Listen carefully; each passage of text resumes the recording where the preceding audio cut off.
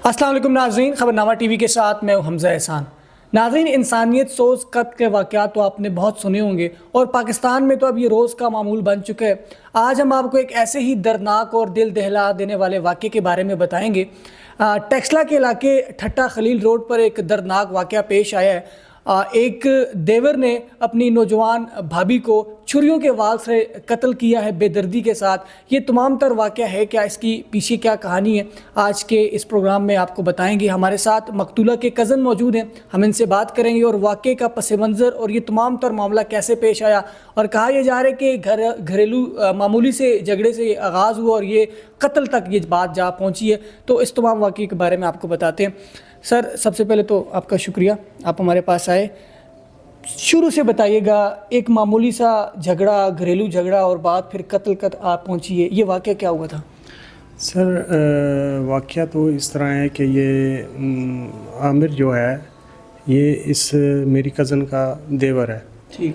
तो काफ़ी दफ़ा ये इनके घरेलू झगड़े जारी रहते थे, तो जाके काफ़ी दफ़ा इनका हमने सुलह सफाई भी कराई है। तो बस उसने बहुत बेदर्दी से कत्ल कर दिया।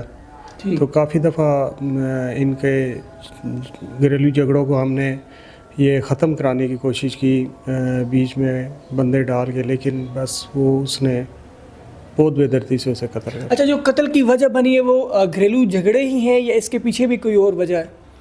सर, पीछे वजह कुछ हमारे अपने फैमिली भी हैं कि मेरी बेसिक वहाँ से शादी भी थी, तो कुछ उस वजह से भी कि मेरी डिवोर्स हुई थी। अच्छा।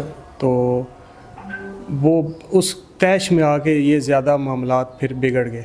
ठीक है, मतलब उनकी फैमिली से आपकी शादी हुई थी और आप उसके बाद फिर आपकी फैमिली से उन्होंने शादी की? जी, ये सर इस तरह है कि पहले मेरी वहाँ से, ये आमिर जो है मेरा साला भी है। अच्छा। तो पहले मेरी शादी हुई उनके घर से, फिर ये मैंने ही रिश्ता, ये अपनी कज़न का आमिर के भाई के साथ, आदिल के साथ, ये रिश्ता मैंने ही खुद करवाया था। ठीक।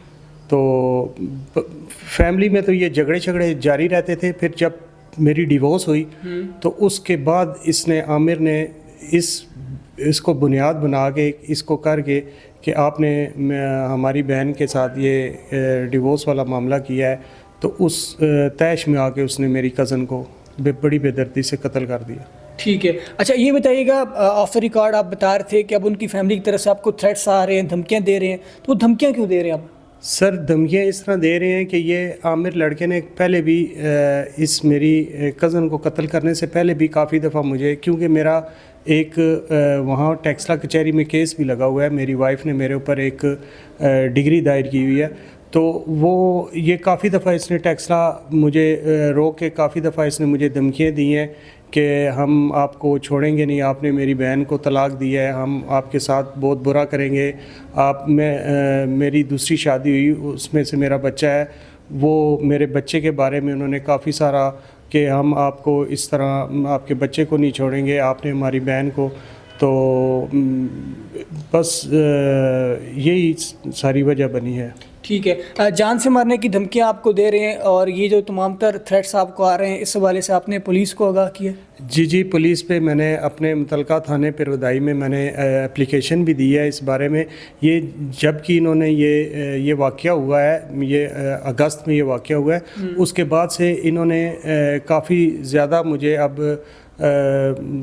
टॉर्चर करना शुरू कर दिया है। मैं बिल्कुल घर से बाहर नहीं निकल सकता, मुझे शदीद इनसे ख़तरात लायक हो गए हैं, ख़तरे लायक हो गए। ठीक है। अच्छा, जिसने कत्ल किया था आमिर, जिसका आप नाम बता रहे हैं, वो अभी पुलिस कस्टडी में है, वो जेल में है? जी, वो आमिर तो पुलिस कस्टडी में है, लेकिन उसका जो दूसरा भाई है वो उसकी पुश्तपाई में वो भी अब मुझे कि मेरी एक तो बहन को आपने तलाक दे दी, दूसरा आपकी वजह से मेरी बीवी कत्ल हो गई, तो वो ज़्यादा अब मुझे वो थ्रेट कर रहा है कि मैं सख्त से सख्त आपके ख़िलाफ़ कोई एक्शन लूँगा, मैं आपको टेक्सला अब जब भी आओगे या मैं इस मामले में बहुत ज़्यादा परेशान हूँ। ठीक है, तो अभी आप मुतलका इदारों से, कानून नाफिज करने वाले इदारों से या पुलिस से आप क्या तवक्कुआत रखते हैं?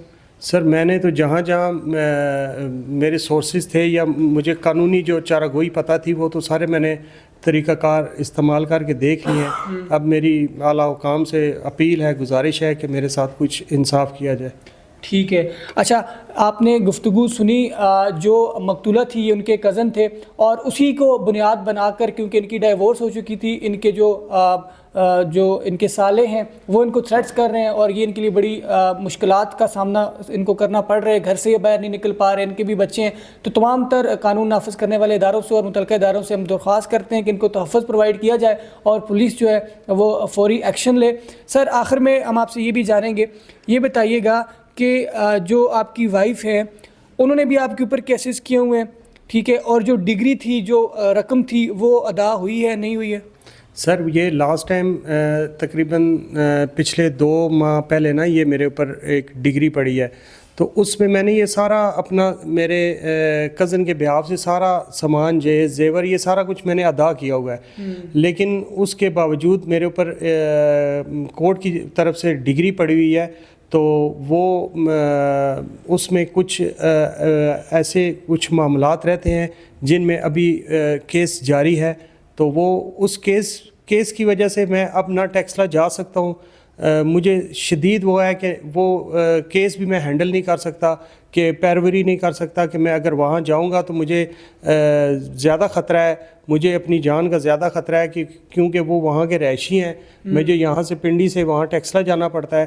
تو میرے وہ کیس بھی بیچ میں اسی طرح تاریخ پہ پڑی ہیں, لیکن میں صرف ان کے ڈر کی وجہ سے وہاں جا بھی نہیں رہا. ٹھیک ہے. اچھا آپ کا اوپن ہارٹ سرجری بھی ہوئی ہے, آپ کی اپنا بائی پاس, اس حوالے سے بھی تھوڑا بتائیے گا, یہ کب ہوا ہے اور اس کی کیا وجہ تھی؟ مطلب آپ کو کوئی ٹینشن تھی, یا ظاہر سی بات ہے یہ واقعہ اتنا بڑا ہے ٹینشن تو ہوگی, یا کوئی اور وجہ بھی تھی؟ سر یہ وجہ میں آپ کو بتا رہا ہوں نا کہ گائے بگائے اگر میں ٹیکسلا جاتا تھا تو مجھے یہ ان کی طرف سے بہت دھمکیاں ملتی تھیں. یہ میری کزن کو قتل کرنے سے پہلے بھی, یہ جب بھی میں وہاں کچہری میں جاتا تھا ٹیکسلا کچہری میں, تو یہ مجھے بہت زیادہ ذہنی ٹارچر, وہ اس ذہنی دباؤ میں آ کے مجھے پہلے ہارٹ اٹیک ہو گیا, پھر میرا RIC سے اوپن ہارٹ سرجری ہوئی.